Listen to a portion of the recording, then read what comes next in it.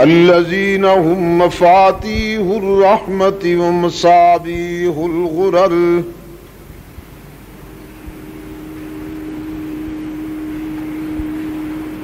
أعوذ بالله من الشيطان الرجيم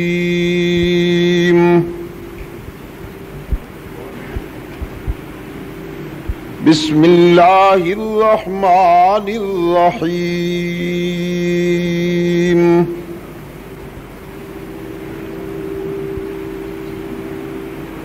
إن الله عنده علم الساعة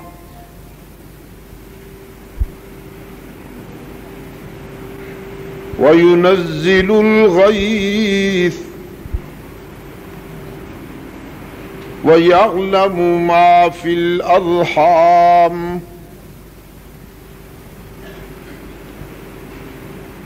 وما تدري نفس ماذا تكسب غدا وما تدري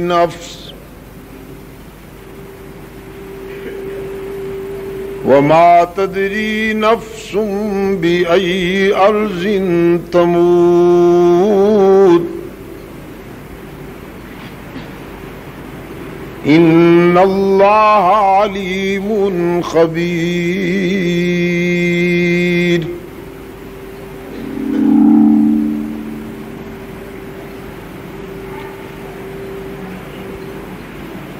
يا أيها الذين آمنوا قوا أنفسكم وأهليكم نارا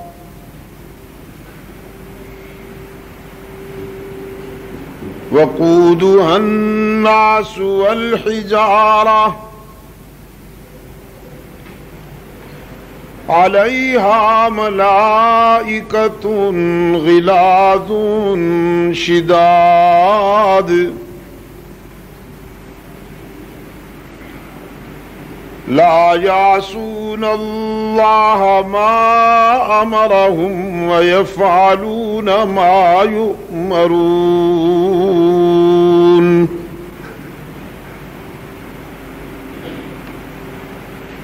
يا أيها الذين كفروا لا تعتذروا اليوم إنما تجزون ما كنتم تعملون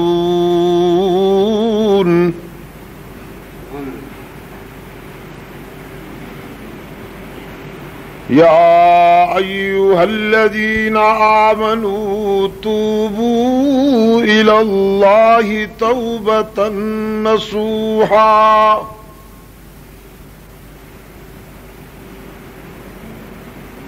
عسى ربكم أن يكفر عنكم سيئاتكم ويدخلكم جنات تجري من تحتها الأنهار يوم لا يخزي الله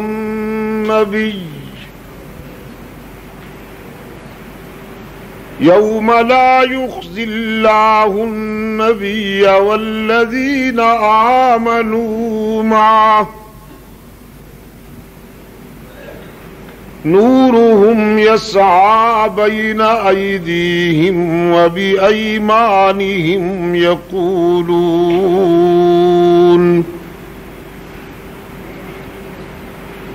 ربنا أتمم لنا نورنا واغفر لنا إنك على كل شيء قدير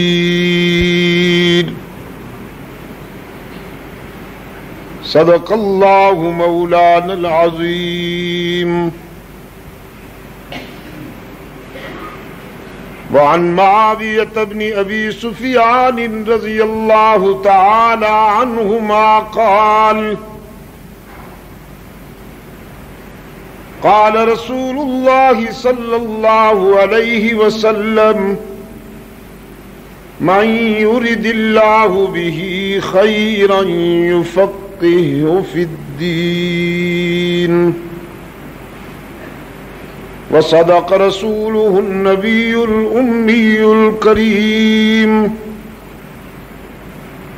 ونحن على ذلك لمن الشاهدين والشاكرين. والحمد لله رب العالمين.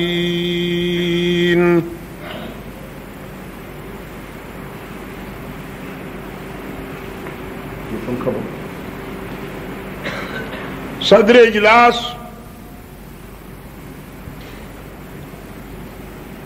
ارباب علم و دانش،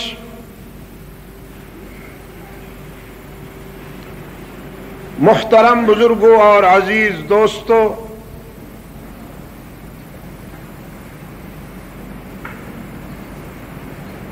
آج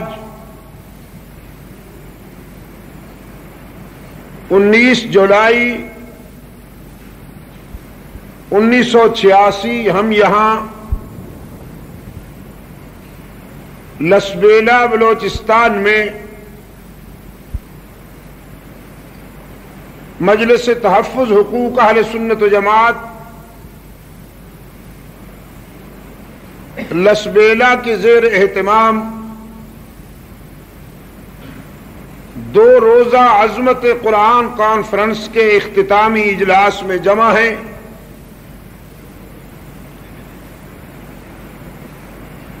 کانفرنس کے موضوع پر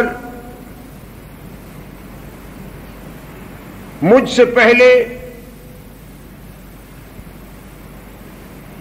برادر محترم حضرت دین پوری صاحب سے آپ نے انتہائی زرین گفتگو سماعت فرمائی ہے۔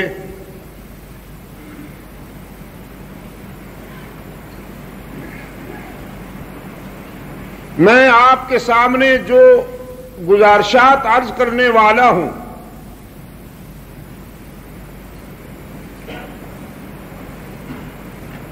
اس کے لیے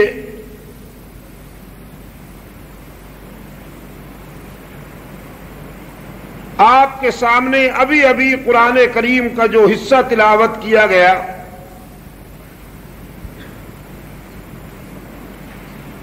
وہ اساس اور بنیاد ہے۔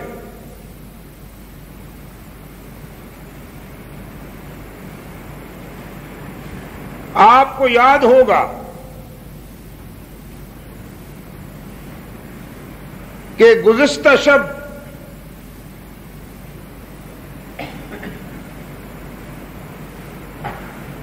میں نے عرض کیا تھا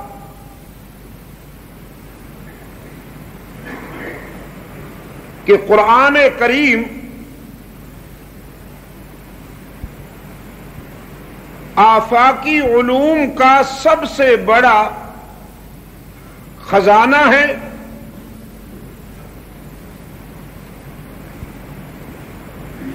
اور یہی وہ علم ہے کہ جس کی روشنی میں انسان خود کو پہچانتا ہے اور خدا کو پہچانتا ہے۔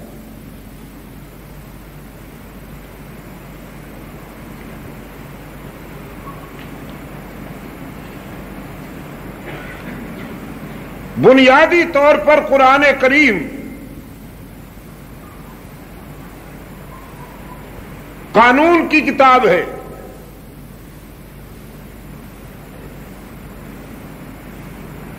جس میں ملت اسلامیہ کے لیے اللہ نے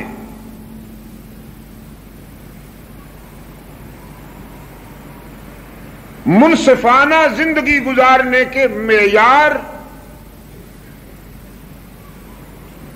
اور ضابطے بیان فرمائے ہیں۔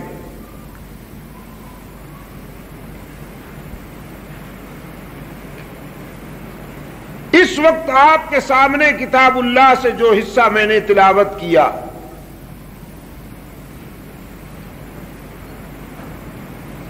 یہاں 5 ضابطے بیان کیے گئے ہیں۔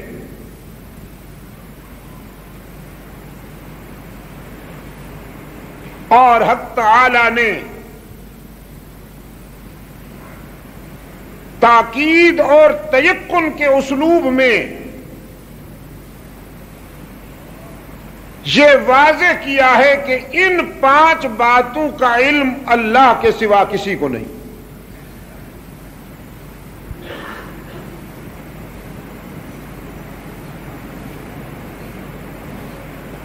فرمایا ان اللہ عندہ علم الساعۃ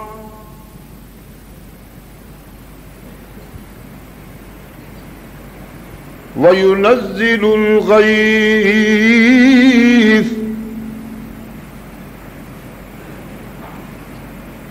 وَيَعْلَمُ مَا فِي الْأَرْحَامِ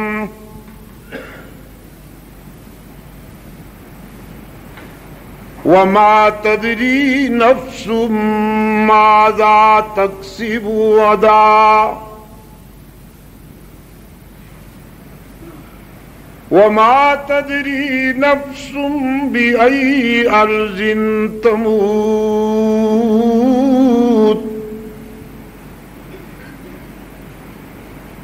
إِنَّ اللَّهَ عَلِيمٌ خَبِيرٌ.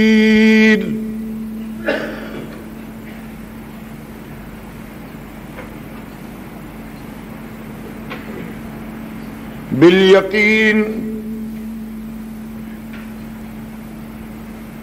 قیامت کب واقع ہوگی یہ راز بھی اللہ کے سوا کوئی نہیں جانتا. پہلی بات.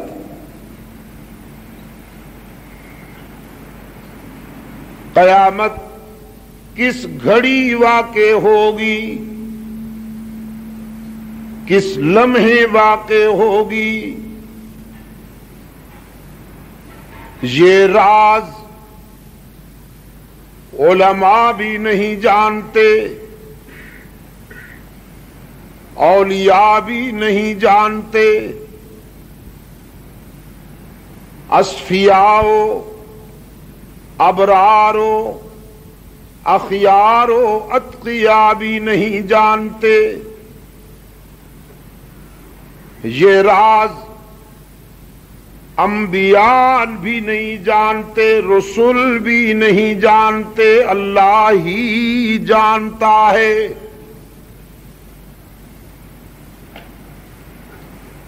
ضابطے کی بات ہے، قانون کی.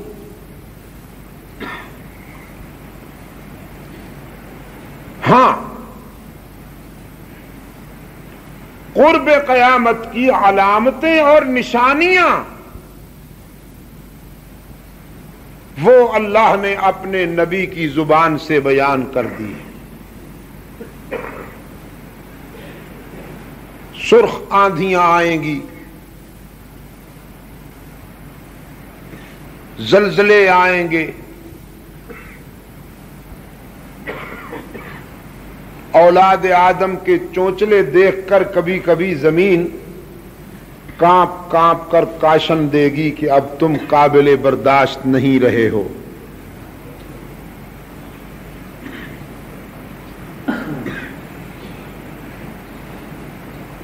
جوانی میں غیرت نہیں رہے گی، دوستی اور تعلقات میں وفا نہیں رہے گی، عورت میں حیا نہیں رہے گی، بڑھاپے میں خوف خدا نہیں رہے گا، تجارت میں دیانت نہیں رہے گی. یہ علامات قیامت ہیں.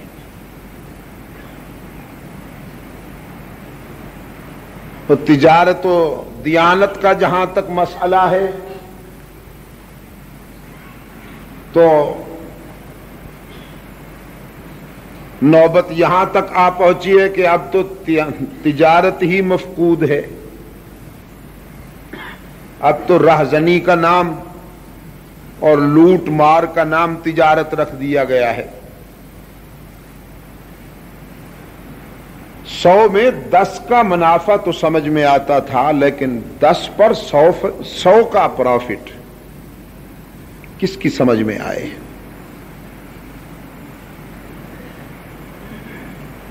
قرآن کریم نے تجارت کا جو معیار قائم کیا ہے یا تجارت کا جو فلسفہ بیان فرمایا ہے وہ یہ ہے کہ لا تلہکم اموالکم ولا اولادکم عن ذکر اللہ،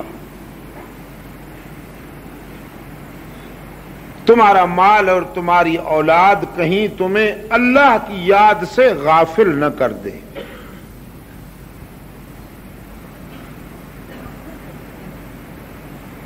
تجارت کرنے والے دیانتدار تاجر کو اللہ کے رسول صلی اللہ علیہ وسلم نے اللہ کا دوست قرار دیا ہے۔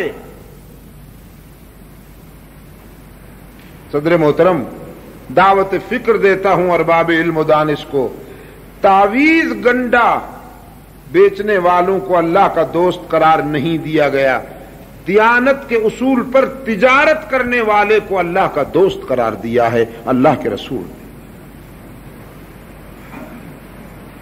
اور محنت کش کو بھی رحمت عالم صلی اللہ علیہ وسلم نے اللہ کا دوست قرار دیا ہے، جو کسب معاش کے لیے محنت کرتا ہے اور اپنے بچوں کے لیے رزق حلال تلاش کرتا ہے۔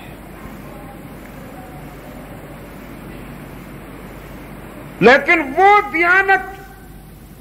تجارت کے جو دیانت پہ مبنی ہو، جس تجارت میں آپ اللہ کی یاد سے غافل نہ ہو جائیں۔ سیدنا عبد القادر گیلانی محبوب سبحانی رحمت اللہ تعالی علیہ بہت بڑے تاجر تھے، امپورٹ ایکسپورٹ کا بزنس تھا، درآمد و برآمد کیا کرتے تھے۔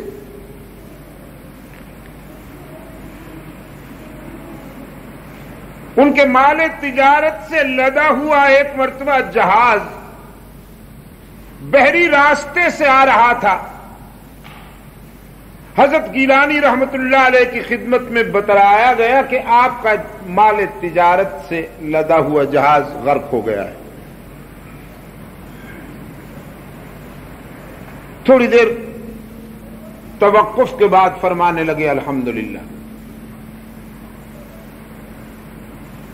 چند دن گزرے تھے کہ دوسری اطلاع آئی، ڈوبنے والا جہاز آپ کا نہیں تھا، وہ کسی اور کا تھا، آپ کا مال تجارت سے لدا ہوا جہاز تو بخریت آ گیا ہے۔ فرمایا الحمدللہ۔ یہ دوسرا الحمدللہ تو سب کی سمجھ میں آ گیا، لیکن وہ پہلے والا الحمدللہ سوال بن کر ذہنوں میں کھٹکنے لگا، اور کسی نے عرض کیا کہ نقصان پہ بھی الحمدللہ، فائدہ پر بھی الحمدللہ، یہ کچھ سمجھ میں نہیں آیا۔ سید عبد القادر گیلانی محبوب سبحانی رحمت اللہ علیہ نے فرمایا، میرے الحمدللہ کا تعلق نہ جہاز کے ڈوبنے سے تھا نہ جہاز کے تیرنے سے، بلکہ میرے الحمدللہ کا تعلق میرے دل کی کیفیت سے تھا۔ جب مجھے یہ بتایا گیا کہ جہاز ڈوب گیا ہے تو میں نے دل پہ توجہ کی کہ اتنے بڑے نقصان کا سن کر کہیں اللہ کی یاد سے غافل تو نہیں ہو گیا۔ جب میں نے دل پہ توجہ کی تو میں نے اپنے دل کو اللہ کی یاد میں ذاکر اور شاغل پایا، اس پہ میں نے الحمدللہ کہا۔ جب دوسری اطلاع آئی کہ وہ جہاز محفوظ ہے اور بخریت آ گیا ہے تو میں نے پھر دل پہ توجہ کی کہ یہ خوشخبری سن کر کہیں اللہ کی یاد سے غافل تو نہیں ہو گیا، لیکن جب میں نے دل پہ توجہ کی تو میں نے اپنے دل کو ذکر یار میں شاغل اور ذاکر پایا، اس پہ الحمدللہ پڑھا۔ بس یہ ہے وہ تجارت کہ جو انسان کو اللہ سے قریب کر دیتی ہے،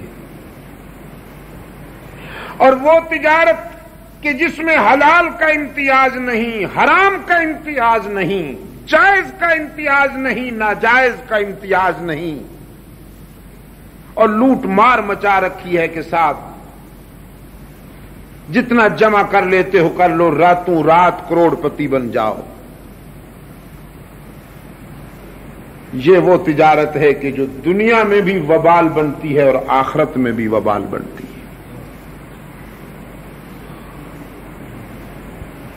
اس قسم کا مال چھوڑ کر جانے والوں کی اولاد لڑ لڑ کے مرتی ہے، اور جو عالم برزخ میں جو کچھ ہوتا ہے اس کا تو تصور ہی لرزہ خیز ہے۔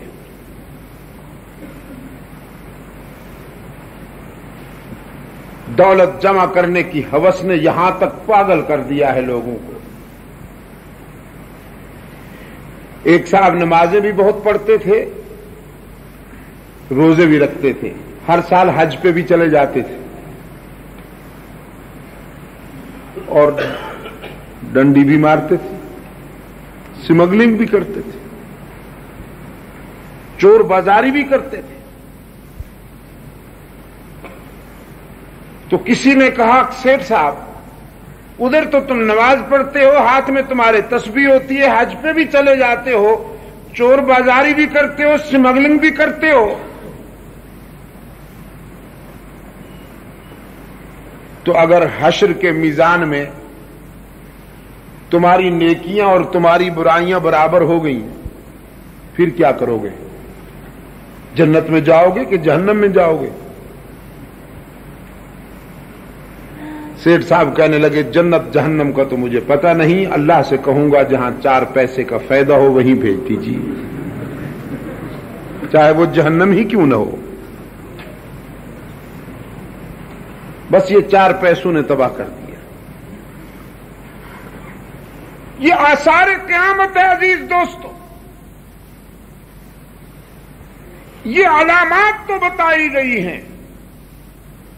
رسول اکرم صلی اللہ علیہ وسلم کے نطق صداقت سے بنی نوع انسان تک قرب قیامت کی نشانیاں تو بتائی گئی ہیں، لیکن قیامت کب واقع ہوگی یہ راز اللہ کے سوا کوئی نہیں جانتا۔ قانون کی بات ہے، اور آپ جانتے ہیں کہ قانون کو ہاتھ میں لینے والوں کو معاف نہیں کیا جاتا، وہ قومی مجرم سمجھے جاتے ہیں۔ دنیا والے اپنے ہاتھوں سے بنائے گئے قوانین کی حفاظت میں اتنے حساس ہیں تو حق تعالی بھی اپنے قانون کی حفاظت کرنے میں بہت حساس ہے۔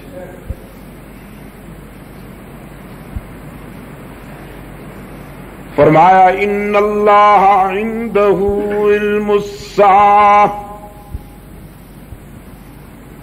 وَيُنَزِّلُ الْغَيْثَ، ساری کائنات میں کس مقام پر بارش ہونے والی ہے، کتنی مقدار میں، کس وقت بارش ہونے والی ہے، اللہ نے یہ علم بھی اپنے پاس رکھا ہے، کسی کو نہیں بتایا۔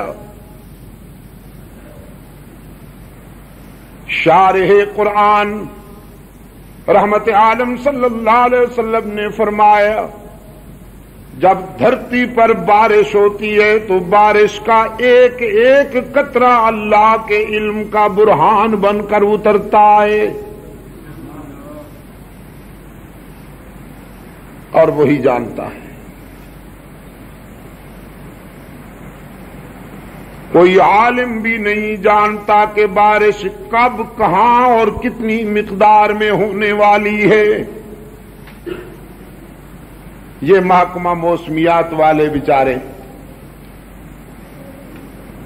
ہواؤں کا رخ دیکھ کر کبھی کبھی اندازے کرتے ہیں، تخمینے کرتے ہیں، لیکن آئے دن آپ دیکھتے رہتے ہیں ان کے اندازوں اور تخمینوں کا جو حشر ہوتا ہے۔ یہ تو نقال ہیں بیچارے یورپ کے، میں نے یورپ میں جا کر ان کی موسمی پیشین گوئیوں کی مٹی پلید ہوتے دیکھی ہے۔ انگلینڈ میں جب بی بی سی سے یہ نشر ہوتا تھا کہ مڈ لینڈ میں सन लाइट ہوں گی اور لنکا شائر میں بارش برسے گی، تو میں نے آنکھوں سے دیکھا کہ لنکا شائر میں سورج چمکتا تھا اور مڈ لینڈ میں بارش برستی تھی۔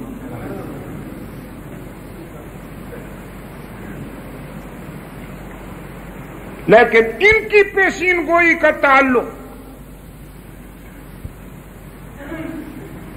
جغرافیائی لحاظ سے ایک خاص علاقے تک ہوتا ہے،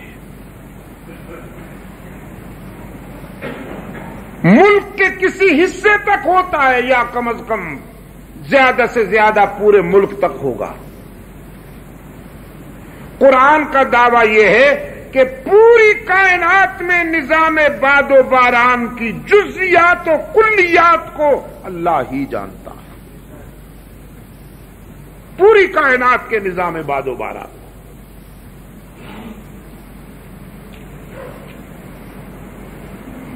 فرمایا وَيَعْلَمُ مَا فِي الْأَرْحَامِ، ماؤں کے پیٹ میں جو بچے پرورش پاتے ہیں ان کا مستقبل بھی اللہ کے سوا کوئی نہیں جانتا، بس وہی جانتا ہے کہ بچہ پیدا ہونے کے بعد کیا بنے گا، ہدایت پر ہوگا کہ ضلالت پر، سعادت مند ہوگا کہ شقاوت پسند، فرمانبردار ہوگا کہ نافرمان، مجاہد بنے گا کہ مجاور، یکجائی بنے گا کہ ہر جائی، حلوائی ہوگا کہ شیدائی، مومن ہوگا کہ مشرک۔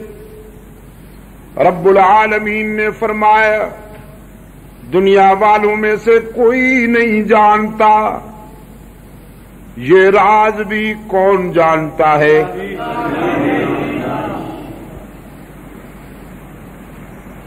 یہ تو میں مانتا ہوں کہ وقت بہت گزر چکا ہے، پھر وہی تاریخ بھی بدل چکی ہے۔ ہم 20 تاریخ میں داخل ہو چکے ہیں، لیکن قرآن کریم تو کلام فطرت ہے، دنیا کی سب سے بڑی قوت ہے قرآن کریم،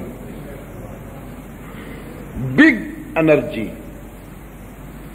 تو کیا قرآن کریم آپ کی سستی اور غفلت کو دور نہیں کر دے گا؟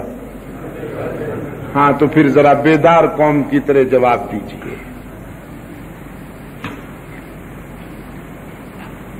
ماؤں کے پیٹ میں پلنے والے بچوں کا مستقبل کون جانتا ہے؟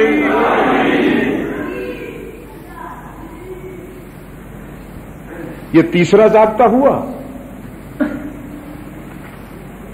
فرمایا وما تدری نفس ماذا تکسب غدا، کل کیا ہونے والا ہے یہ بھی فرش زمین پر رہنے والوں میں سے کوئی نہیں جانتا۔ آنے والی کل کے حالات جاننے والا کون؟ عالم ما کان وما یکون کون؟ اللہ ہی، کہ اللہ بھی کسی ہی اور بھی میں نجات اور ہلاکت کا راز مضمر ہے۔ جنہوں نے یہ سمجھا کہ اللہ بھی گئے،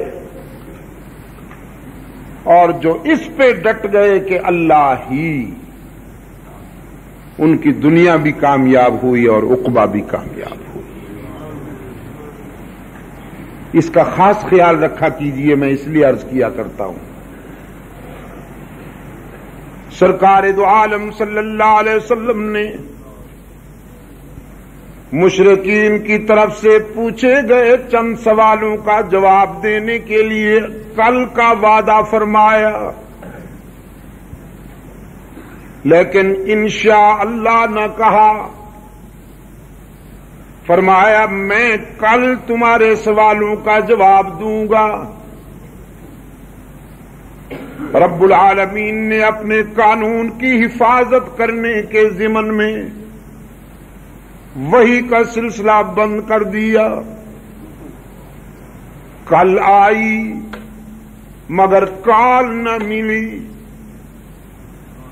دن گزرنے لگے، ہفتوں تک نوبت آئی، سرکار دو عالم صلی اللہ علیہ وسلم کی آنکھیں نمناک ہو گئیں، شدت انتظار میں بار بار آسمان کی طرف نظر اٹھتی ہے۔ ادھر حاسدین نے طعنہ زنی کی کہ کل کا وعدہ کیا تھا جواب ہی نہیں بن پڑا۔ رب العالمین نے اپنے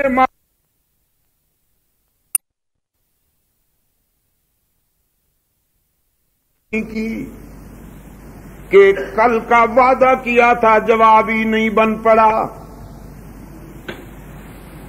رب العالمین نے اپنے محبوب کے آنسو پوچھتے ہوئے وضاحت کی، فرمایا لا تقولن لشیء انی فاعل ذلک غدا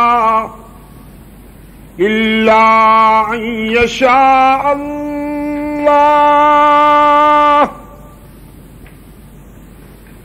میرے پیغمبر،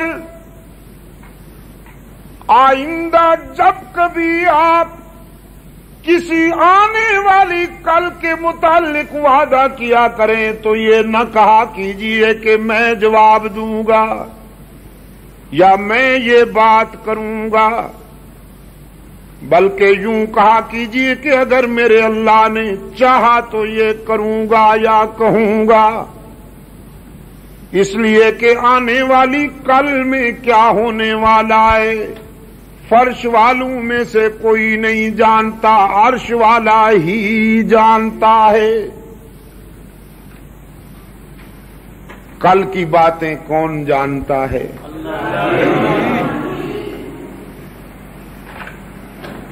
سرکار دو عالم صلی اللہ علیہ وسلم کی خدمت میں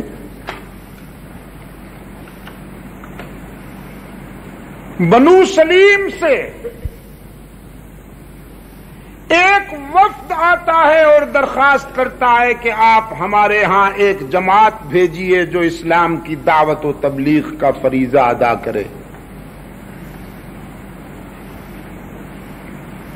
بنو سلیم صدیوں سے جہالت میں جی رہے ہیں، اب اسلام کا سراج منیر طلوع ہوا ہے تو ان کا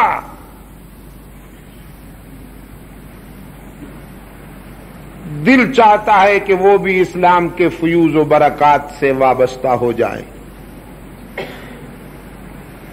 لسبیلا کے دوستو، اصل میں یہ لوگ ایک دھوکے اور سازش کے تحت آئے تھے اور چاہتے تھے کہ فرزندان اسلام کو دھوکے سے لے جائیں، وہاں جا کر انہیں ذبح کر دیں اور اس طرح سرکار دو عالم صلی اللہ علیہ وسلم کے کاز کو نقصان پہنچائیں۔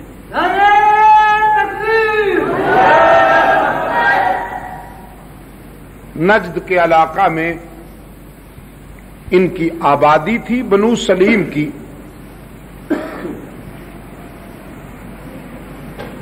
ان کا لیڈر تھا عامر بن طفیل،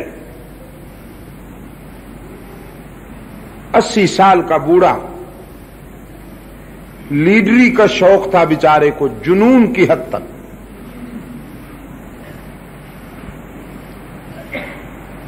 کنگ آف دی عرب بننا چاہتا تھا،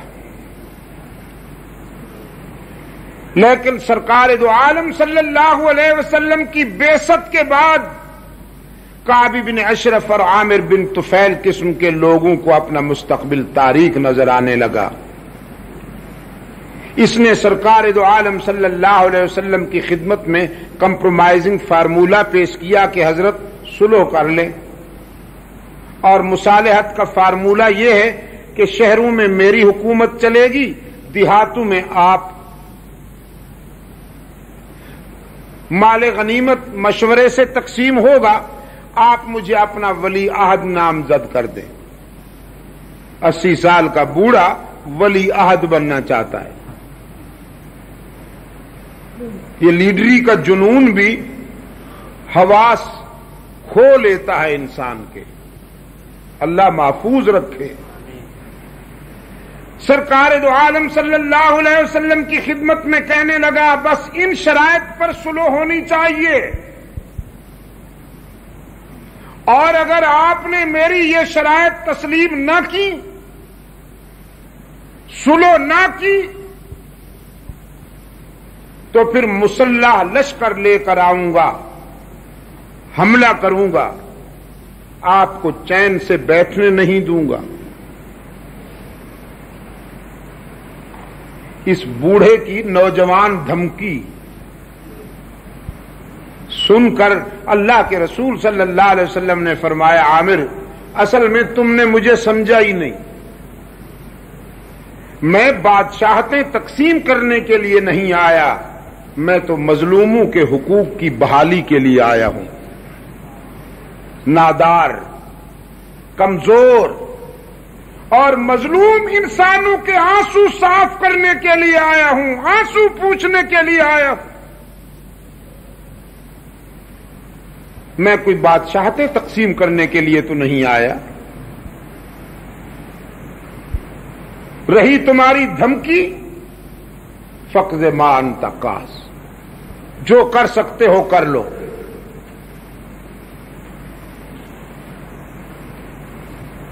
یہ دھمکیاں دیتا ہوا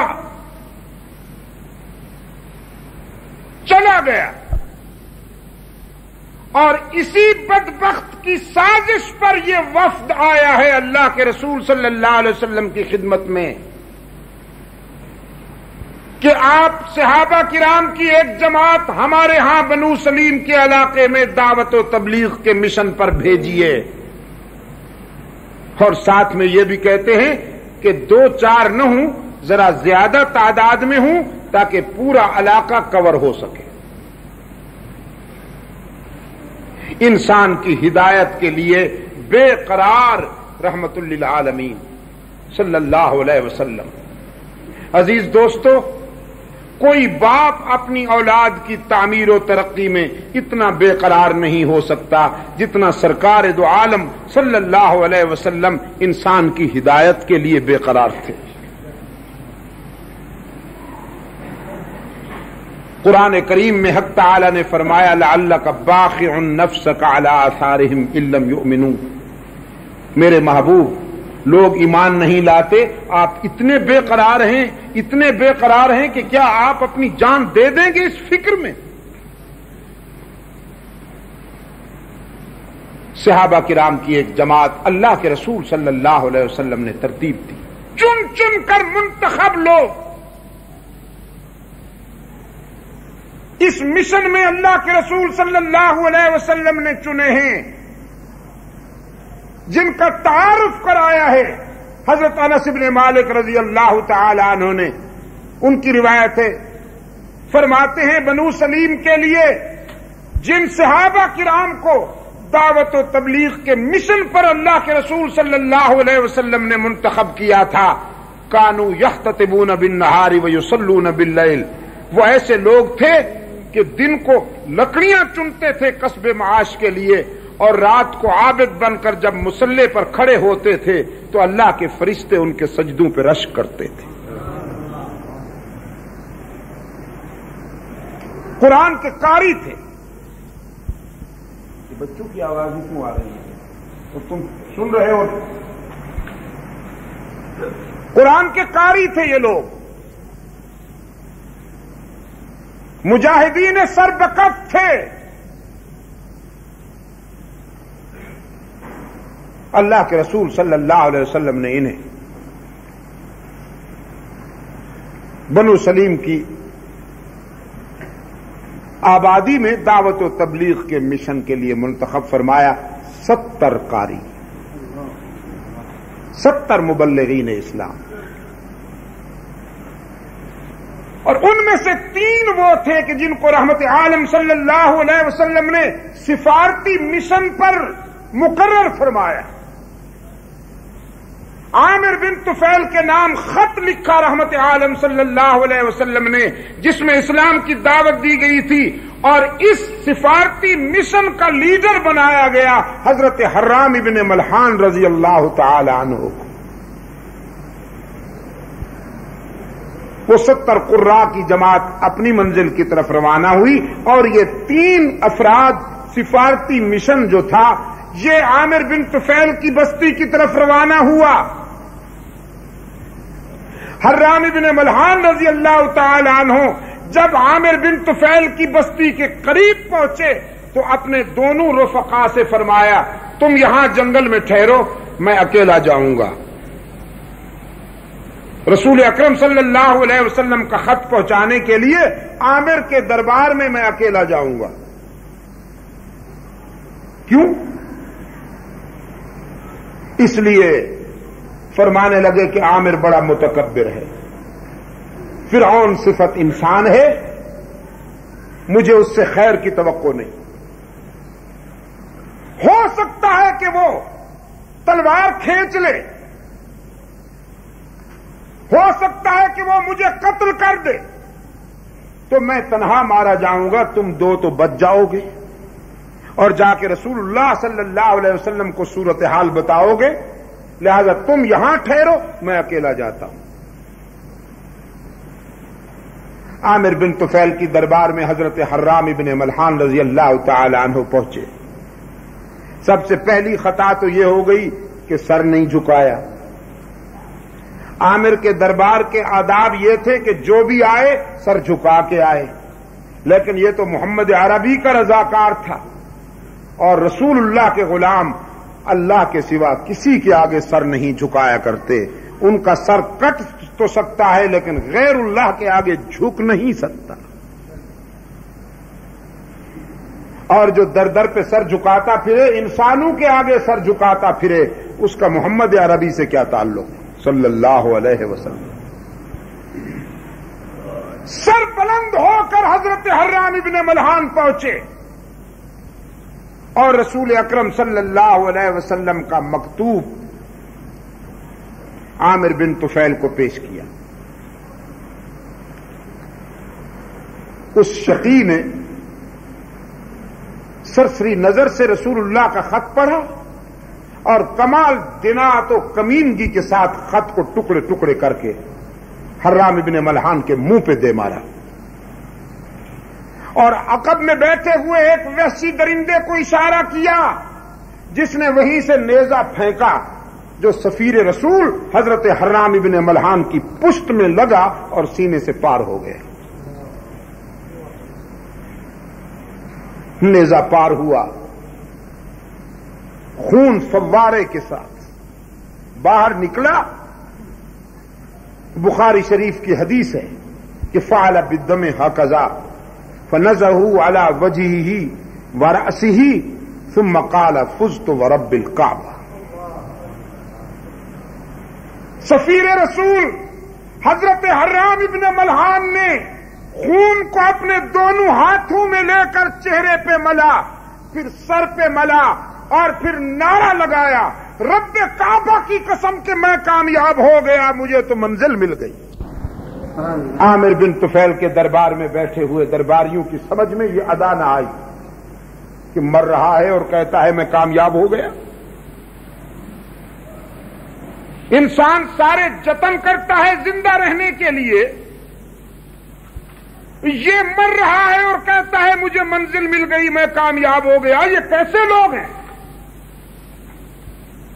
اور عزیز دوستو، اسی دربار میں بیٹھنے والوں میں سے درجنوں لوگ آگے چل کر جب اسلام قبول کرتے ہیں تو کہنے لگے ہم اظہار تو آج کر رہے ہیں اپنے ایمان کا، لیکن اصل میں ہم اس دن مسلمان ہو گئے تھے جس دن عامر کے دربار میں سفیر رسول حضرت حرام ابن ملحان نے बवक्त शहादत नारा लगाया था कि रब्बे काबा की कसम मैं कामयाब हो गया। हमारे ज़मीर ने उसी दिन इस्लाम की सदाकत को तस्लीम कर लिया था कि जिनका ये मजहब हो वो कभी झूठे नहीं हो सकते कि ये मौत से नहीं डरते, मौत इनसे डरती है।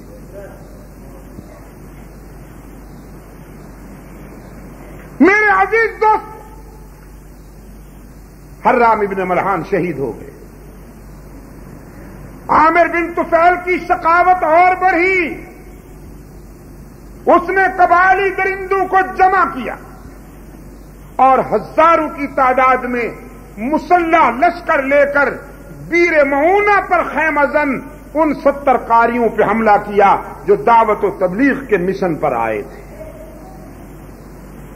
वो निहत्ते ये मुसल्ला, वो तामीर के लिए आए हैं, ये तखरीब करना चाहते हैं। वो आग बुझाने आए थे, ये आग लगाना चाहते हैं। रात की तारीकी में इन्होंने हमला किया और चुन चुन कर रहमत आलम सल्लल्लाहु अलैहि वसल्लम के सिपाहियों को और मोहम्मद अरबी के रजाकारों को इन्होंने ज़िबह करना शुरू किया। हदीस के वर्कों में रहमत आलम के शागिर्दों की यह अदा चमक रही है कि खून में नहाए हुए हैं, सर से पांव तक खून में नहाए हुए हैं।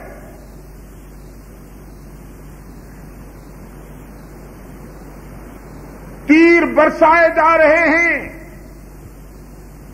तलवारें चलाई जा रही हैं, नेज़े और भाले फेंके जा रहे हैं और मोहम्मद अरबी के शागिर्द इनकी जुबान पर एक जुमला मचल रहा है। फरमाया बल्लिगू अन्ना कौमना,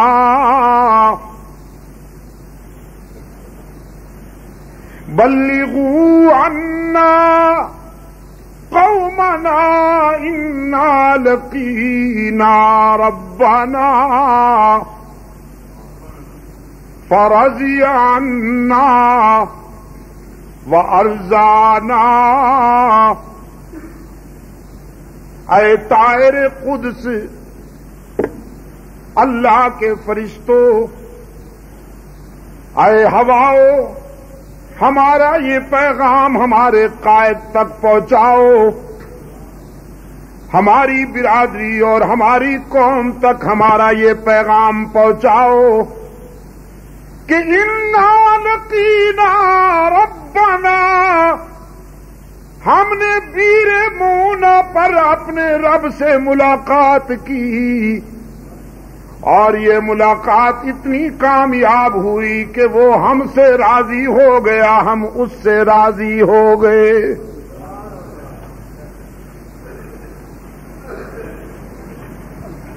मकसद के लिए जान देने वाले, मकसद के लिए जान देने वाले जब लैलाए शहादत से हम आगोश होते हैं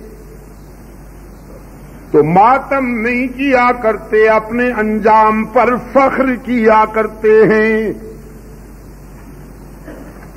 ग़ज़वा उहद में सरकार दो आलम सल्लल्लाहु अलैहि वसल्लम अपने शेर दिल चचा सैयदुश शुहदा हमजा की लाश पर खड़े हैं,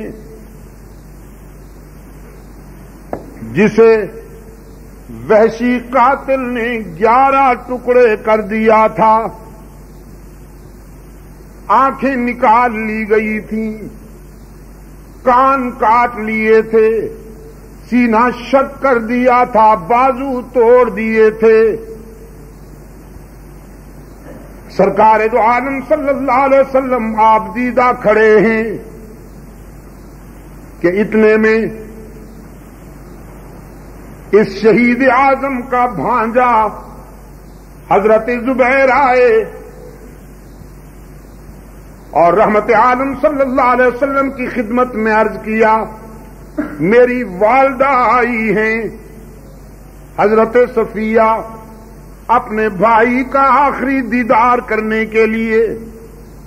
وہ اجازت چاہتی ہیں، اگر آپ اجازت دیں تو وہ اپنے بھائی کو آخری نظر دیکھ لیں۔ بڑا جذباتی موڑ ہے۔ ایک بہن چاہتی ہے وہ اپنے شہید بھائی کا دیدار کر لے، لیکن رحمت عالم صلی اللہ علیہ وسلم نے حضرت حمزہ کی لاش کے ٹکڑے دیکھے، فرمایا کوئی بہن اپنے بھائی کی لاش کا یہ منظر دیکھ کر برداشت نہیں کر سکتی، خطرہ ہے کہ کہیں صفیہ یہاں آ کر صبر کا دامن چھوڑ نہ بیٹھے، بے صبری نہ ہو جائے۔ جاؤ صفیہ کو کہہ دو حشر میں اپنے بھائی سے ملاقات کر لینا، اجازت دینے کو جی نہیں چاہتا۔ حضرت زبیر واپس گئے، اپنی والدہ سے کہا رحمت عالم صلی اللہ علیہ وسلم نے یہ فرمایا ہے۔ حضرت صفیہ اپنے بیٹے سے کہنے لگی ایک مرتبہ پھر جاؤ اور میرے آقا سے کہہ دو اگر آپ کی منشا یہی ہے تو حشر میں مل لوں گی، اپنے بھائی سے حشر میں مل لوں گی، یہ کل کی بات ہے۔ ہاں آج وہ کل ہماری باری ہے، لیکن یہ بتا دینا چاہتی ہوں کہ میں اپنے بھائی کی موت پر ماتم کرنے کے لیے نہیں آ رہی، میں اپنے بھائی کے انجام پہ فخر کرنے کے لیے آنا چاہتی ہوں۔ بھائی بہت اچھی چیز ہے، بہت بڑی نعمت ہے، لیکن اللہ کے رسول تیری شریعت سے بڑھ کر ہمارے سامنے کوئی بڑی چیز نہیں۔ ایک بھائی کیا ایسے کئی بھائی بھی کٹ جائیں تو تیری شریعت کے ضابطوں کی خلاف ورزی نہیں ہوگی۔ چنانچہ سرکار دو عالم صلی اللہ علیہ وسلم نے اجازت دی۔ آسمان کی آنکھوں نے یہ منظر دیکھا اور تاریخ نے نوٹ کیا، وہ عظیم بہن اپنے بھائی کی لاش پہ آئی ہے جسے ریزہ ریزہ کر دیا گیا تھا، لیکن لاش پر ایک نظر ڈالتے ہی انا للہ و انا الیہ راجعون پڑھا، اور پھر سرکار دو عالم صلی اللہ علیہ وسلم کے چہرے کی طرف دیکھ کر زور سے کہا الحمدللہ۔ اگر آپ سلامت ہیں ایسے کئی بھائی ٹکڑے ٹکڑے ہو جائیں تو بھی سودا مہنگا نہیں ہے۔ نعرہ تکبیر، راجہ تخت ختم نبوت، شہید الشہداء امیر حمزہ۔ میرے عزیز دوستو، شہید قابل فخر ہوا کرتے ہیں، قابل ماتم۔ آہستہ کیوں بولتے ہو؟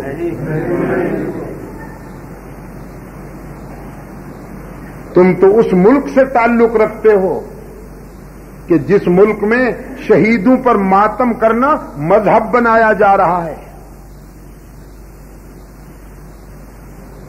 کہ صاحب نماز پڑھنے میں اتنا ثواب نہیں، حج کرنے میں اتنا ثواب نہیں، روزے رکھنے میں اتنا ثواب نہیں جتنا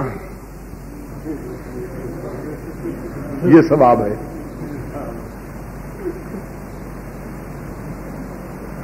ہم نے اسلام آباد میں ایک کانفرنس کی تھی، میں نے اپنے ان دوستوں سے کہا یہ ساری تکلیف تم کرتے ہو، سینہ بھی تمہارا ہوتا ہے، مکہ بھی تمہارا ہوتا ہے، کچھ کنٹریبیوشن ہماری بھی تو ہونی چاہیے، آخر ہم وطنی کا کچھ تو مظاہرہ ہو، سینہ آپ کا ہو، مکہ ہمارا حاضر ہے۔ یہ جو تم بار بار مارتے ہو اور کچھ بھی نہیں ہوتا، پھر دیکھنا انشاءاللہ ہمارے رضا محمد صاحب کا مکہ ہو اور ادھر ماتمی کا سینہ ہو، ایک ہی کافی ہے انشاءاللہ۔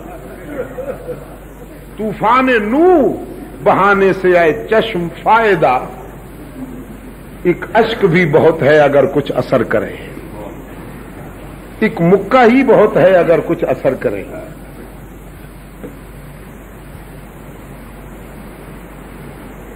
اخبارات بیچارے پیسہ کمانے کے لیے سرخیاں لگاتے ہیں، اشتہار آتا ہے شہید کربلا کا ماتم.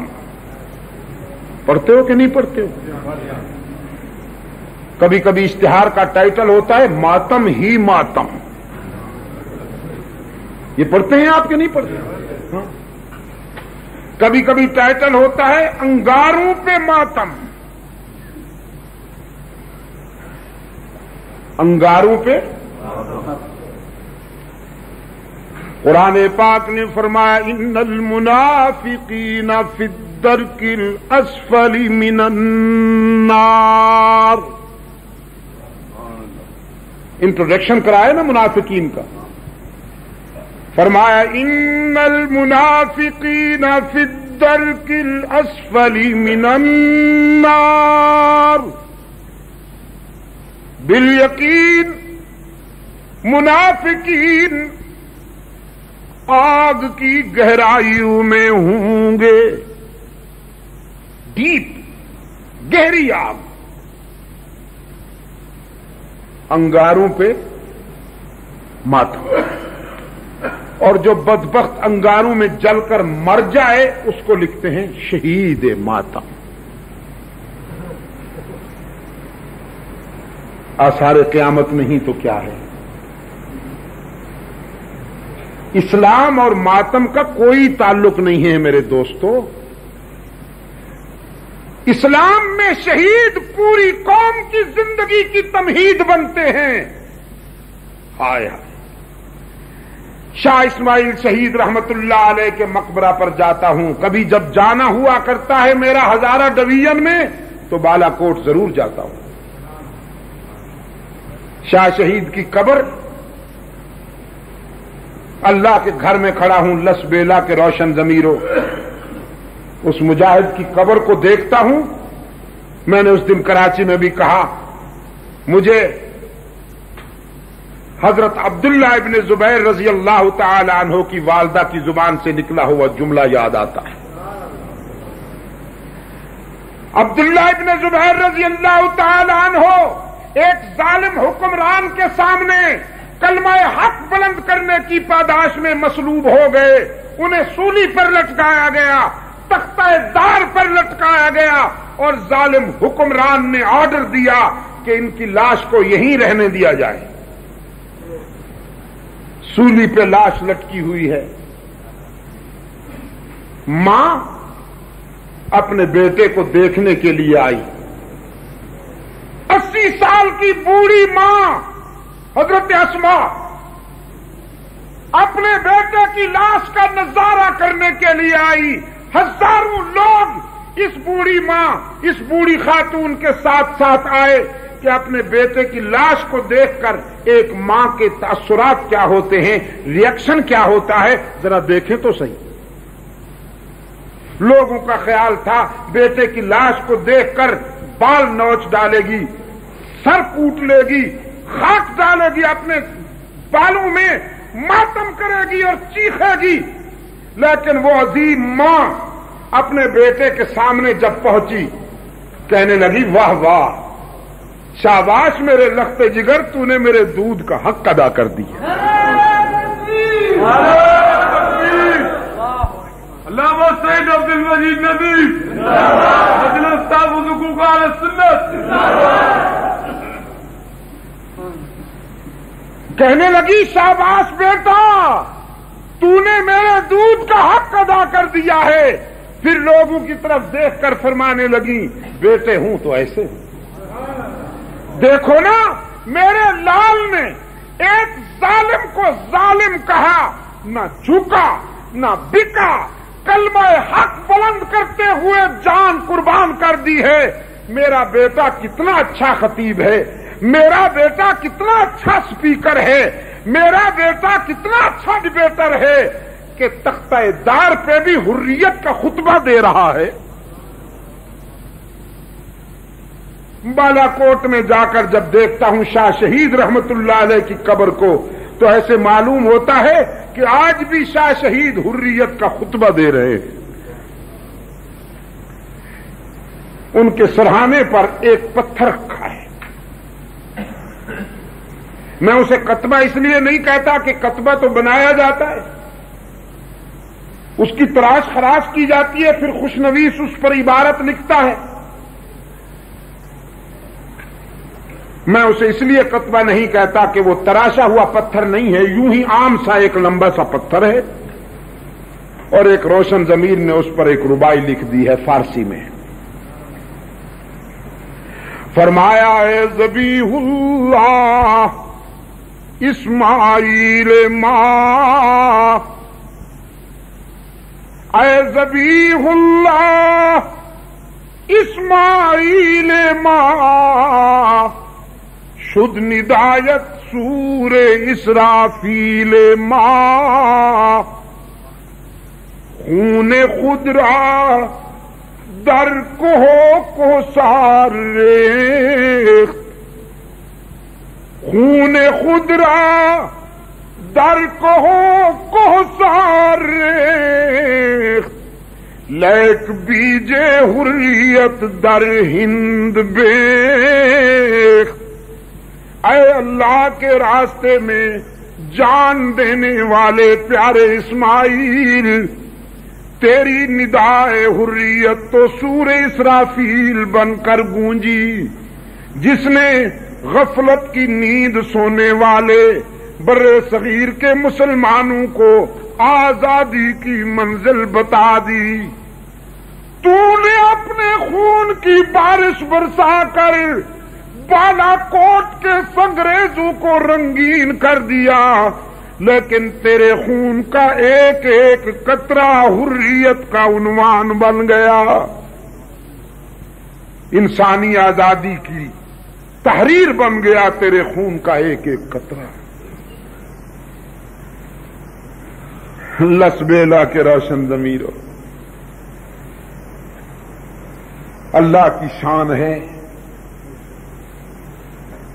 آزادی کی زمین ہموار کرنے والے ان مجاہدین کا نام کبھی کبھی سنائی دیتا ہے، اور انگریز کے گھوڑے خرخرے کر کر کے جائیدادیں حاصل کرنے والوں کو نہ معلوم کیا کیا بلندیاں دی جا رہی ہیں، جن کو انگریز نے سر کے خطاب دیے۔ ایک سر اللہ نے لگایا ہے، ایک سر انگریز نے لگایا تھا۔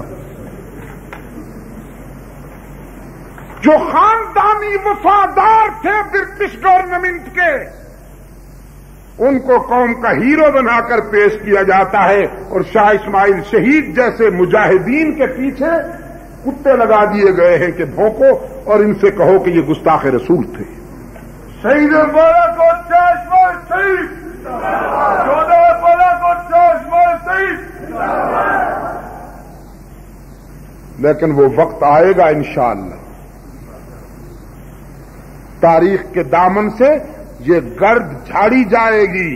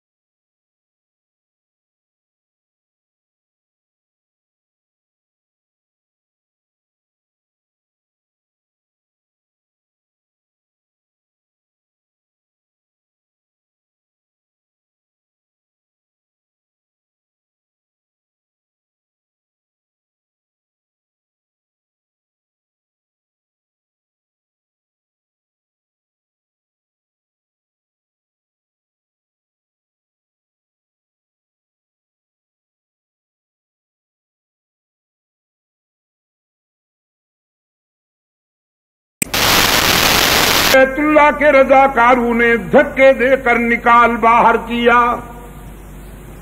یہ کہنے لگا دور سے آیا ہوں، عاشق کہلاتا ہوں، بیت اللہ کا طواف کرنا چاہتا ہوں.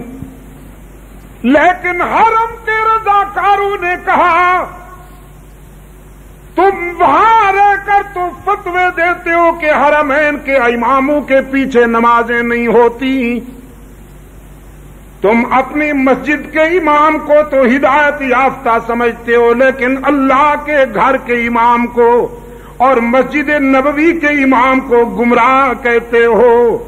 تو اس قابل کہاں ہو کہ تمہیں بیت اللہ میں آنے دیا جائے؟ یہ مخلصین کی جگہ ہے، منافقین کی نہیں. یہاں سچے بلائے جاتے ہیں اور جھوٹے بھگائے جاتے ہیں. سچے بلائے جاتے ہیں اور جھوٹے بھگائے جاتے ہیں. مدینہ طیبہ میں اس انتظار میں بیٹھے ہیں کہ موت مدینہ میں آئے. حج کا سیزن آ گیا، خیال آیا حج کراؤں. پھر سوچا کہیں راستے میں موت نہ آ جائے. اس زمانہ میں حج کرنا تو مستقل آزمائش ہوا کرتی تھی. مدینہ طیبہ سے جب قافلے چلتے تھے مکہ مکرمہ کے لیے، تپتے ہوئے صحرا پر پیدل چلنے والے، اونٹوں یا خچروں پر سفر کرنے والے ہفتوں بھر کا راشن ساتھ لے کر چلتے تھے، اور پھر اس تپتے ہوئے صحرا میں کئی لوگ مر بھی جاتے تھے. آج تو اللہ جزائے خیر دے سعودی عرب والوں کو، انہوں نے مکہ اور مدینہ کے درمیان جو موٹر وے بنایا ہے، دو رویا سڑکیں بنائی ہیں، 110 میل کی سپیڈ پر کاریں بھاگتی ہیں. 3 گھنٹے میں آپ مکہ سے مدینہ آ جائیے اور مدینہ سے مکہ پہنچ جائیے. ہم جب اس پر سفر کر رہے تھے اور ڈرائیور شیورلیٹ کو بھگا رہا تھا، امپالا کو، میں نے سوئی دیکھی تو 120 میل کی سپیڈ پر گاڑی جا رہی تھی. آنکھیں بند کر کے کلمہ شہادت پڑھ. مولانا سے کہا آپ بھی کلمہ شہادت پڑھیں، شاید یہ ہماری زندگی کا آخری سفر ہو. 2 3 موٹریں پہلو ب پہلو بھاگتی ہیں. اور ارباب علم و دانش داد دیجیے ان لوگوں کے حسن ذوق کی. یہ جو موٹر وے بنایا ہے انہوں نے ان خطوط پر اور ان نقشوں پہ بنایا ہے جن خطوط پر نبی و صدیق نے ہجرت کا سفر کیا تھا. اس لیے اس کا نام ہی انہوں نے طریق ہجرت رکھا ہے. آج تو اللہ کے فضل سے بہت ساری سہولتیں ہیں. آپ ناشتہ کراچی میں کیجئے اور کھانا جا کے مکہ میں کھائیے. اب تو اللہ تعالیٰ قبول فرما لے، ورنہ کون سی تکلیف ہے. اس زمانے کا حج مستقل آزمائش ہوا کرتا تھا. امام مالک رحمت اللہ علیہ سوچنے لگے کہیں راستے میں موت نہ آ جائے، تو استخارہ کیا. استخارے میں سرکار دو عالم صلی اللہ علیہ وسلم کی زیارت ہو گئی. زیارت ہوئی تو جلدی سے کہنے لگے اللہ کے رسول موت کب آئے گی؟ مجھے مدینہ میں مرنے کی تمنا ہے، حج کا سیزن آ گیا، چاہتا ہوں کہ حج کر کے آؤں، کہیں راستے میں مر تو نہیں جاؤں گا؟ میری زندگی کے کتنے دن باقی ہیں؟ سرکار دو عالم صلی اللہ علیہ وسلم نے یوں اشارہ کیا اور امام مالک کی آنکھ کھل گئی. آنکھ کھل گئی تو سوچنے بیٹھ گئے کہ اس اشارے سے مراد کتنی مدت ہے. یہ 5 سال ہیں، 5 مہینے ہیں، 5 ہفتے ہیں، یا 5 دن ہیں، یا 5 گھڑیاں ہیں؟ سمجھ میں نہیں آ رہا تھا. انہی دنوں خواب کی تعبیر بتانے میں عالمی شہرت رکھنے والے ایک فاضل علامہ محمد ابن سیرین رحمت اللہ علیہ مدینہ میں تشریف رکھتے تھے.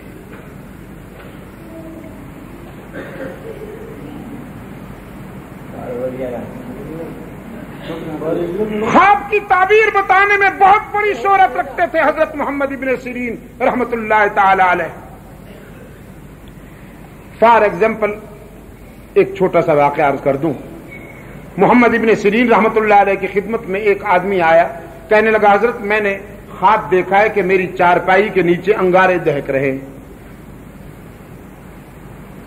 محمد ابن سیرین رحمت اللہ علیہ نے تعبیر بتائی، جلدی جاؤ اپنے بچے اور اپنا سامان نکالو، تمہارا مکان گرنے والا ہے۔ وہ گیا، اس نے مکان سے بچے نکالے، سامان نکالا، مکان گر پڑا۔ چند مہینوں کے بعد ایک اور آدمی آیا، کہنے لگا حضرت میں نے خواب دیکھا ہے کہ میری چارپائی کے نیچے انگارے دہک رہے۔ فرمایا تم اسی جگہ پر زمین کھودو، تمہیں خزینہ ملے گا، سونا ملے گا۔ اس نے جا کے زمین کھودی تو اسے خزینہ مل گیا، سونا مل گیا۔ لوگوں نے کہا حضرت خواب تو ایک جیسے ہیں، تعبیریں بالکل ڈیفرنٹ، بالکل متضاد۔ ایک کو آپ نے تعبیر بتائی کہ تمہیں نقصان پہنچے گا، دوسرے کو آپ نے تعبیر بتائی کہ تمہیں خوشی ملے گی، جبکہ خواب تو بالکل ایک جیسا ہے۔ علامہ محمد ابن سیرین رحمت اللہ علیہ فرمانے لگے، پہلے آدمی نے جو خواب دیکھا تھا وہ شدید گرمیوں کا موسم تھا، اور گرمی میں آگ سے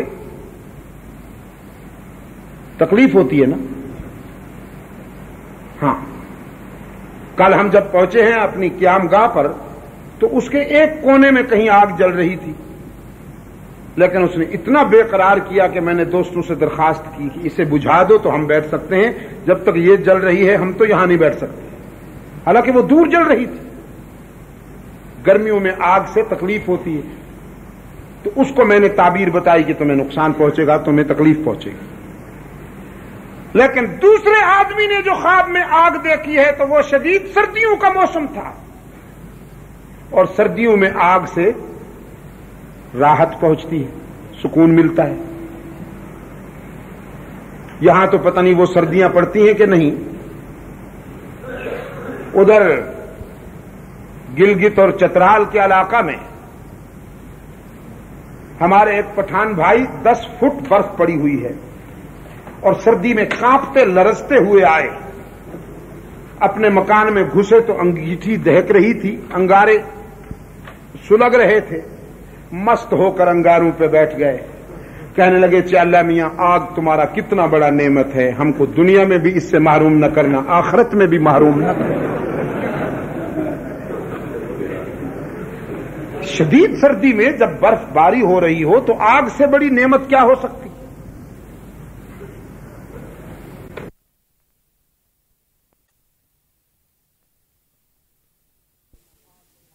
میاں آگ تمہارا کتنا بڑا نعمت ہے، ہم کو دنیا میں بھی اس سے محروم نہ کرنا، آخرت میں بھی محروم نہ کرنا۔ شدید سردی میں جب برف باری ہو رہی ہو تو آگ سے بڑی نعمت کیا ہو سکتی؟ محمد ابن سیرین رحمت اللہ علیہ نے فرمایا چونکہ سردیوں میں آگ سے راحت پہنچتی ہے تو میں نے اس کی تعبیر یہ بتائی کہ تمہیں سکون ملے گا، راحت ملے گی، جس کی ایک صورت خزینے کی بھی ہو سکتی تھی۔ امام مالک رحمت اللہ علیہ نے اپنا نمائندہ بھیجا کہ جاؤ محمد ابن سیرین کی خدمت میں میرا خواب بیان کرو اور ان سے تعبیر پوچھ کر آؤ کہ اس اشارے سے مراد کتنی مدت ہے۔ لیکن تعبیر پوچھنے کے لیے جس آدمی کو روانہ کیا تاکید کر دی کہ میرا نام نہ بتانا۔ لسبیلا کے روشن ضمیروں، وہ لوگ بڑے خوش نصیب تھے، اللہ نے انہیں بہت کچھ عطا کیا تھا، لیکن وہ خود نمائی نہیں کرتے تھے، ریاکاری نہیں کرتے تھے۔ بہت کچھ تھے، اپنے آپ کو کچھ بھی نہیں سمجھتے تھے۔ ہم کچھ بھی نہیں، اپنے آپ کو سب کچھ سمجھتے ہیں۔ فرمایا میرا نام نہیں بتانا، صرف تعبیر پوچھ کر آ جاؤ۔ امام مالک رحمت اللہ علیہ کا فرستادہ نمائندہ علامہ محمد ابن سیرین کی خدمت میں پہنچا، خواب بتایا کہ ایک آدمی نے اس طرح خواب میں رسول اللہ صلی اللہ علیہ وسلم کی زیارت کی ہے، پوچھا ہے کہ میری زندگی کے کتنے دن باقی ہیں، تو رحمت عالم صلی اللہ علیہ وسلم نے یوں اشارہ کر دیا۔ اب وہ پوچھتا ہے کہ اس اشارے سے مراد کتنی مدت ہے؟ محمد ابن سیرین رحمت اللہ علیہ نے فرمایا یہ خواب کسی معمولی آدمی کا تو نہیں ہو سکتا، علم و تقوی کا کوئی بہت بڑا تاجدار ہی یہ خواب دیکھ سکتا ہے، اور اس وقت مدینہ طیبہ میں امام مالک سے بڑا صاحب علم و فراست تو ہے کوئی نہیں، تو یہ خواب کہیں انہی کا تو نہیں جو تعبیر پوچھنے آیا تھا وہ کہنے لگا حضرت مجھے نام بتانے کی اجازت نہیں، میں تو صرف تعبیر پوچھنے آیا ہوں۔ محمد ابن سیرین فرمانے لگے خواب دیکھنے والا اپنا نام ظاہر نہیں کرنا چاہتا، میں اتنا سستا ہوں کہ آرام سے تعبیر بتا دوں گا، جاؤ ان سے کہہ دو جب تک نام نہیں ظاہر کرو گے ہم تعبیر نہیں بتائیں گے۔ خیر یہ پیار کی باتیں تھیں۔ امام مالک رحمت اللہ علیہ نے فرمایا جاؤ مجبوری ہے تو میرا نام بتا دو۔ وہ نمائندہ واپس حاضر ہوا اور عرض کیا امام مالک ہی کا خواب ہے اور وہ پوچھتے ہیں کہ آپ تعبیر ارشاد فرمائیں۔ علامہ محمد ابن سیرین رحمت اللہ علیہ فرمانے لگے حیرت ہے امام مالک جیسا صاحب بصیرت اللہ کے رسول کے اس اشارے کو نہیں سمجھ سکا۔ ارے بھائی اس اشارے سے مراد نہ 5 سال ہے، نہ 5 مہینے ہیں، نہ 5 ہفتے ہیں، نہ 5 دن ہیں، نہ 5 لمحے ہیں، بلکہ اس اشارے سے مراد وہ 5 باتیں ہیں جن کا تذکرہ قرآن کریم میں آیا ہے کہ ان کا علم اللہ کے سوا کسی کو نہیں۔ آپ نے انہی 5 باتوں میں سے ایک بات کے متعلق سوال کیا کہ میری موت کب آئے گی، تو اللہ کے رسول نے اشارہ کر دیا کہ ان 5 باتوں کا علم اللہ کے سوا کسی کو نہیں ہے، تو میں تمہارے سوال کے جواب دینے کی پوزیشن میں نہیں ہوں۔ اور وہ یہی 5 باتیں ہیں۔ فرمایا ان اللہ عنده علم الساعة وينزل الغيث ويعلم ما في الأرحام وما تدري نفس ماذا تكسب غدا وما تدري نفس بأي أرض تموت ان اللہ علیم خبیر۔ قیامت کب آئے گی کون جانتا ہے؟ یا اللہ 1:15 ہو رہا ہے، جس کے معنی یہ ہے کہ تقریباً 1.25 گھنٹے ہو گئے مجھے محنت کرتے ہوئے، تو اب خلاصہ نکال رہا ہوں، ذرا آواز یہ جواب جو ہے آپ کا صحت مند ہو۔ قیامت کب آئے گی کون جانتا ہے؟ بارش کب کہاں اور کتنی مقدار میں ہونے والی ہے یہ راز بھی کون جانتا ہے؟ ما فی الارحام کیا ہے کون جانتا ہے؟ کل کیا ہونے والا ہے کون جانتا ہے؟ موت کب کہاں اور کس عنوان سے آنے والی ہے کون جانتا ہے؟ اسی مفہوم کو قرآن کریم نے ایک اور مقام پر بیان کرتے ہوئے فرمایا وَعِندَهُ مَفَاتِحُ الْغَيْبِ، اسی کے پاس ہیں غیب کی چابیاں، اسی کے پاس ہیں غیب کی چابی، نا کیز ناٹ کی، اسی کے پاس ہیں غیب کی یہ چابیاں۔ کیوں کہا مفاتیح الغیب؟ کیوں کہا؟ چابی کہا جاتا تو کیا حرج تھا؟ بڑا نقصان تھا، اور وہ نقصان یہ تھا کہ اگر چابی کہا جاتا تو اجمی فنکاروں کے لیے گنجائش نکل آتی، یہ کہتے بڑی چابی تو اللہ کے پاس ہے، چھوٹی چابیاں حضرت صاحب کے پاس ہیں، آخر یہ بھی تو اللہ کے پیارے ہیں نا۔ لیکن قرآن کی صداقتوں پہ قربان جاؤں، قرآن تو گھیراؤ کرتا ہے، گھیراؤ، نظریاتی چور بازاری کے لیے کوئی راستہ ہی نہیں چھوڑتا قرآن۔ فرمایا وَعِندَهُ مَفَاتِحُ الْغَيْبِ، اسی کے پاس ہیں غیب کی یہ چابیاں، اس پہ زور دینا ذرا، اسی کے پاس ہیں غیب کی چابیاں، لا يعلمها الا هو، کوئی نہیں جانتا مگر اللہ ہی، وَيَعْلَمُ مَا فِي الْبَرِّ وَالْبَحْرِ، اور وہی جانتا ہے جو کچھ کے صحراؤں میں ہے، دریاؤں میں۔ وَمَا تَسْقُطُ مِن وَرَقَةٍ إِلَّا يَعْلَمُهَا، اس کے علم کی وسعت کا عالم تو دیکھیے. قرآن کریم نے دعویٰ کیا خزاں کے موسم میں، پت جھڑ کے موسم میں، ونٹر میں، جب ساری کائنات کے درختوں سے پتے جھڑتے ہیں تو کوئی ایک پتا بھی ایسا نہیں جو اس کے علم سے باہر ہو.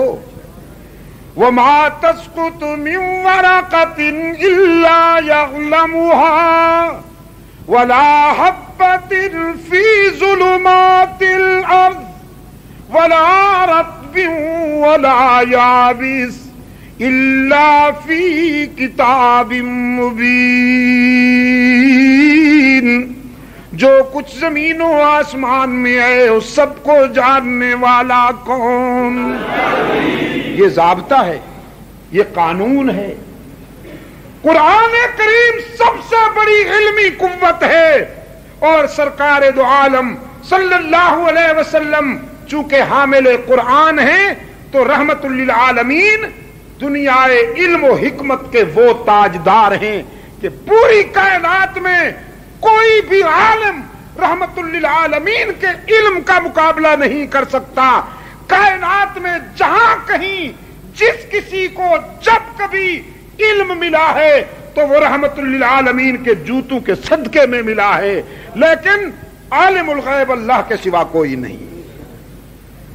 اللہم ثبتنا علی صراط المستقیم. بس کرو یار، آپ تو ایسے بیٹھے ہیں جیسے صبح کی نماز پڑھنی ہو یہیں ہم نے. اصل میں جیسا کہ ابھی حضرت دین پوری صاحب فرما رہے تھے، ہم نے پھر کل سفر کرنا ہے. آپ نے تو اللہ کے فضل سے گزشتہ رات بھی بے شک آپ نے بیداری میں گزاری ہے، یہ رات بھی بیداری میں گزاری ہے، لیکن اب تو آپ سو جائیں گے اور اس کو چھٹی نہ ملی جس نے سبق یاد کیا. ہماری ڈیوٹی تو جاری ہے، اللہ تعالیٰ قبول فرما لے. ہاں، یہ جیسا کہ رات بھی میں نے عرض کیا تھا، پڑھے لکھے حضرات کے لیے اس کا مطالعہ انشاءاللہ بہت مفید رہے گا. آپ کو اس میں حق و صداقت کے دلائل بھی ملیں گے اور باطل عقائد و نظریات کا رد بھی ملے گا مختلف مضامین پر. بالخصوص خطبہ حضرات میرے عزیز نوجوان، ان کے لیے اس میں انشاءاللہ بہت بڑا ذخیرہ ہے. پیغام حق و صداقت یہ 450 صفحات پر مشتمل ہے. یہ کتاب اچھی بائنڈنگ، اچھا پیپر رکھا گیا ہے. اس کو آپ دعا کے بعد لے سکیں گے. ایک مثالی تقریر بھی ہے کراچی میں ہونے والی میری، وہ بھی دعا کے بعد جو دوست چاہیں گے وہ لے سکیں گے. اسے خود بھی پڑھیں اور اپنے بچوں کو. بالخصوص مانچسٹر میں میرا ایک بیان ہوا تھا، خلافت راشدہ کانفرنس ہم نے وہاں پہلی مرتبہ انگلینڈ میں کی تھی، مانچسٹر. وہ خلافت راشدہ کا جو دور ہے آخر میں وہ تقریر دی گئی ہے معلومات کا. انشاءاللہ اس میں آپ کو بہت سارا ذخیرہ ملے گا. اپنے عزیز بچوں کو بھی اس کا مطالعہ کروائیں، انشاءاللہ بہت فائدہ ہوگا. اللہم ثبتنا علی صراط المستقیم. اللہم زینا بزینت الاسلام واجعلنا ہداۃ مہتدین. اللہم نور قلوبنا بنور الایمان واحسن اخلاقنا بنور القرآن. اے اللہ ہم سب کو دنیا اور آخرت کی کامیابیوں سے ہمکنار فرما. الہ العالمین ہم سب کے سری جہری جلی خفی گناہوں کو معاف فرما. اے اللہ ہم اپنی خطاؤں کا اعتراف کرتے ہیں. الہ العالمین ہم کمزور ہیں، تو طاقت والا ہے. ہم بھولنے والے ہیں، تو معاف کرنے والا ہے. اے اللہ اگر تو نے ہمیں سہارا نہ دیا تو ہمیں ہلاکتوں سے کوئی نہیں بچا سکتا. نفس امارہ کی سازشوں سے اے اللہ ہم سب کو محفوظ و مامون فرما. الہ العالمین اپنی عبادت کی توفیق عطا فرما، اپنے پیغمبر کی اطاعت کی توفیق عطا فرما. صحابہ و اہل بیت و اولیاء کرام سے اے اللہ ہم سب کو سچی اور عملی نسبت اور عقیدت عطا فرما. تمام روحانی جسمانی بیماروں کو اے اللہ شفاء کاملہ عطا فرما. کچھ دوستوں نے خاص طور پر اس کے لیے درخواست کی ہے، یہ پرچہ بھی میرے ہاتھ میں ہے. بیماروں کی شفا کے لیے وہ آپ سے دعا کی درخواست کرتے ہیں. رات کا بڑا خاص حصہ اس وقت چل رہا ہے جس میں ہم دعا کے لیے ہاتھ اٹھائے ہوئے ہیں. اے اللہ تمام روحانی جسمانی بیماروں کو محض اپنے فضل و کرم سے شفاء کاملہ عطا فرما. جسم کے بیماروں کو بھی شفا عطا فرما، عقیدے کے بیماروں کو بھی شفا عطا فرما، روح کے بیماروں کو بھی شفاء کاملہ عطا فرما، عملی زندگی کے بیماروں کو بھی اے اللہ شفاء کاملہ عطا فرما. तमाम दीनी मराकज़ और मशागिल को तरक्की और फ़रोग़ अता फरमा। बिलखुसूस मजलिस तहफ़्फ़ुज़ हुकूक़ अहले सुन्नत व जमात पाकिस्तान जो तहफ़्फ़ुज़ नामूस सहाबा और तहफ़्फ़ुज़ नामूस अहल बैत का परचम बुलंद किए हुए अल्लाह के फजल से चारों सूबों में नहीं पूरी दुनिया में हक़ व सदाकत का पैगाम बुलंद कर रही है। ऐ अल्लाह इस जमात को भी तरक्की और फ़रोग़ अता फरमा। हमारा काज और हमारा हदफ ये है कि पाकिस्तान दौर खिलाफत राशिदा से हमकिनार हो जाए। इस्लाम का वो निज़ाम अदल जिसका अमली मुजाहिरा दौर खिलाफत राशिदा में हुआ, हम चाहते हैं कि पाकिस्तान को वही निज़ाम अदल नसीब हो जाए और इस मुल्क में जो जुबान और जो कलम हजरात सहाबा किराम और अहले बैत की शान के खिलाफ चलता है, वो जुबान और कलम इस मुल्क में नहीं होना चाहिए। इस मुल्क में सहाबा की इज्जत भी महफूज होनी चाहिए, अहले बैत की नामूस भी महफूज होनी चाहिए। कुरान और सुन्नत का निज़ाम खिलाफत राशिदा के दौर की ताबीर के मुताबिक आना चाहिए। मजलिस तहफ़्फ़ुज़ हुकूक़ अहले सुन्नत का अहम हदफ यही है जिसके लिए हम कोशा हैं और मैं आप तमाम दोस्तों से मुतवक्किल हूँ, उम्मीद रखता हूँ कि आप इस मुक़द्दस मिशन में हमारा साथ देंगे, मजलिस तहफ़्फ़ुज़ हुकूक़ अहले सुन्नत व जमात का परचम बुलंद करेंगे ताकि सहाबा के सामने हम सब सुरखरू हो सके। अल्लाह ताला मेरे इन तमाम दोस्तों को जज़ाए खैर अता फरमाए जिनकी मेहनतों से ये कॉन्फ्रेंस कामयाब हुई और आप तमाम दोस्त जो 2 रातों से रात के 1:30-2 बजे तक बेआराम रहते हैं और इस कॉन्फ्रेंस में शिरकत की है। आपने दूर दराज से चलकर आए हैं, खुशदार तक से दोस्त आए हुए हैं, कोयटा से कल रात कुछ दोस्त मुझे मिले थे, वो आए हुए थे। अल्लाह ताला आपको भी जज़ाए खैर अता फरमाए और दोनों जहानों में इज्जत नसीब फरमाए। जो दोस्त इस मुक़द्दस मिशन में ताउन करने वाले हैं, अल्लाह ताला उनके माल में, आल में, रिज़्क़ हलाल में बरकत नसीब फरमाए। ऐ अल्लाह हम सब की तमन्नाएं और आरज़ुएं पूरी फरमा। तू हमारा मुश्किल कुशा है, हम सब मंगता और सवाली हैं, तू ही हमारा दाता है। ऐ अल्लाह अपने सिवा किसी का मोहताज न कर, हम सब की आरज़ुएं और तमन्नाएं पूरी फरमा। दुनिया और आखिरत में ऐ अल्लाह इज्जत नसीब फरमा। सरकार दो आलम सल्लल्लाहु अलैहि वसल्लम के सच्चे गुलामों में शामिल फरमा। रहमत आलम सल्लल्लाहु अलैहि वसल्लम की शफाअत नसीब फरमा। ऐ अल्लाह हश्र में अपने महबूब की निगाह गज़ब से महफूज व मामून फरमा। रहमतुल लिल आलमीन सल्लल्लाहु अलैहि वसल्लम की नज़र शफ़क़त का हकदार बना। व सल्लल्लाहु तआला अला खैर खल्क़िही मुहम्मदिन व अला आलिहि व अस्हाबिही व बारक व सल्लम अलैहि। मुअर्रखा 19 जुलाई 1986 बमुकाम लसबेला बिलोचिस्तान अल्लामा सैयद अब्दुल मजीद नदीम शाह साहब खिताब फरमा रहे थे। कुल प्रोग्राम तकरीबन 1.25 घंटे। मौजू था तौहीद व सुन्नत क्या है। तैयार करदा पाक रिकॉर्डिंग सेंटर, दुकान नंबर A84, पहली मंजिल, करीम सेंटर, ज़ैबुन्निसा स्ट्रीट, सदर कराची। याद रखिए नामवर कुर्रा हजरात की तिलावत, मशहूर व मारूफ हम्द व नातें, मुमताज़ उलमाए किराम और अकाबिरीन देवबंद की तकारीर के गिरा कदर कैसेटों का मरकज़ पाक रिकॉर्डिंग सेंटर, दुकान नंबर A84, पहली मंजिल, करीम सेंटर, ज़ैबुन्निसा स्ट्रीट, सदर कराची। Phone number 56788123।